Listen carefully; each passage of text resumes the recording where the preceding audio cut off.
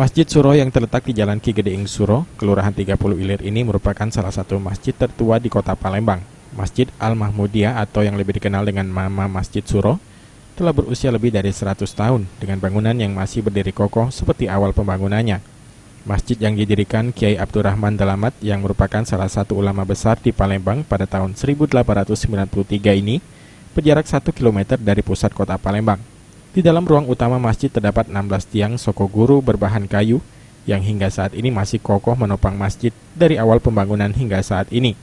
Hanya 2 buah tiang yang sudah mengalami renovasi karena dimakan usia. Jika ada yang berubah dari masjid tersebut, hanya sebagian saja, seperti menara, keramik, dan dinding masjid yang dilapisi dengan bahan yang terbaik.